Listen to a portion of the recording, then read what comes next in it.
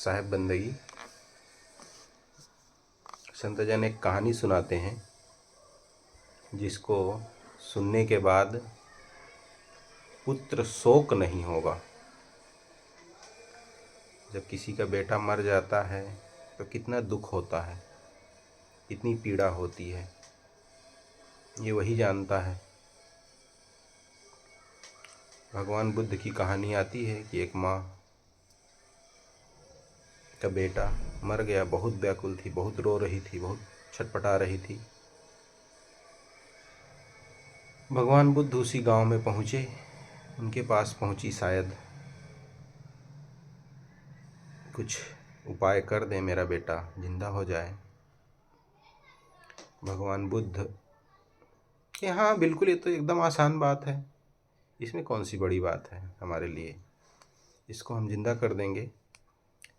बस बात यह है कि तुम एक मुट्ठा सरसों की व्यवस्था कर दो कहीं से। कि बिल्कुल अभी ला देती हूँ, लेकिन याद रखना सरसों उस घर से लाना कि जिसके घर कोई मरा ना हो। वो माँ दौड़ी चली गई। हाँ ठीक है, वो जाती घर से मांगती किसी के यहाँ से, भैया एक मुट्ठा सरसों चाहिए था। सरसों लोग ला के दे देते एक मुट्ठा, लेकिन वो पूछती आपके घर किसी का शरीर तो नहीं छूटा है।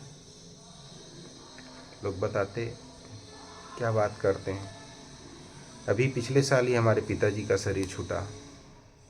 वो सरसों वापस कर देती, दूसरे घर जाती, वहाँ भी सरसों मांगती और उससे भी पूछती आपके घर किसी का शरीर तो नहीं छूटा है। कोई बताता मेरा बेटा 4 साल पहले मरा, 5 साल पहले मरा। कोई बताता पत्नी मर गई है। हर घर में पूरा गांव घूम ली, कोई ऐसा घर नहीं मिला जिसके यहाँ किसी का शरीर न छूटा हो। अब उसे संतोष होने लगा कि मैं अकेली थोड़ी ना हूँ जो मेरा बेटा मेरे से छीना गया।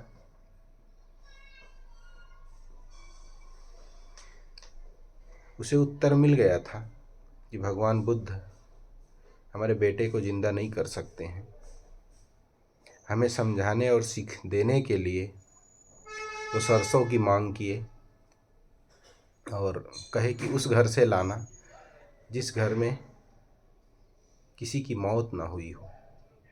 और दुनिया में ऐसा कोई घर नहीं है कि जिसके यहाँ कोई ना मरा हो। किसी के बाबा मरे हैं तो किसी के बाबा के पिताजी मरे हैं, दादा मरे हैं, कोई दादा के दादा मरे हैं, सब तो मर गए, सब कोई न कोई तो मरा ही है, वो हमारे ही पूर्वज हैं। तो हम कैसे कह सकते हैं कि हमारे नहीं मरे हैं। तो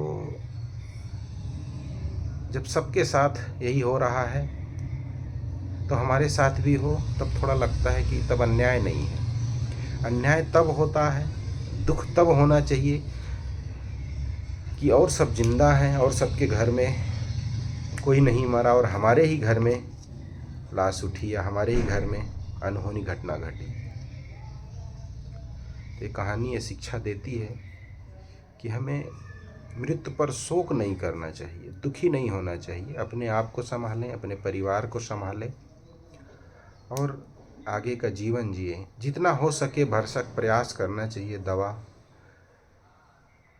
और संयम, परहेज, जितनी देख रेख कर सके, सेवा कर सके, उतना करना चाहिए। लेकिन उसके बाद भी अगर किसी का शरीर छूट जाता है,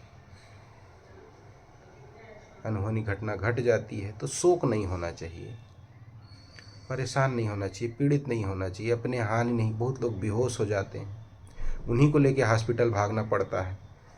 अब एक तो उधर शरीर छूटा है, उनका क्रियाक्रम करें कि जो लगाव में अलग से और अपनी हानि कर लिए, बेहोश हो गए या कुछ हार्ट अटैक आ गया, कुछ भी हो जाता है। कई घरों में तो दूसरे को देख के दूसरा भी मर जाता है। अपने बेटे को देखा कि उसका एक्सीडेंट हुआ, मर गया, माँ पहुंची, देखी, अपने आप को नहीं रोक पाई, वो भी मर जाती है। तो इन सब से बचना चाहिए। ये कहानी का यही संदेश है कि पुत्र शोक में मत पड़ें, किसी के मृत्यु पर शोक न करें। ये घटना सबके साथ घटती है। जिस दिन से आदमी जन्म लेता है उसी दिन से मरने लगता है थोड़ा थोड़ा। और एक दिन मरेगा। जो आज आपका सबसे प्यारा है वो आपसे दूर होगा।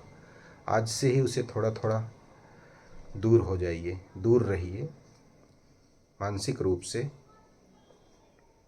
और सेवा भाव सब कुछ करिए, लेकिन मोह ना हो, कि ताकि ये जब हमसे हटे तो दुख ना हो, दर्द ना हो।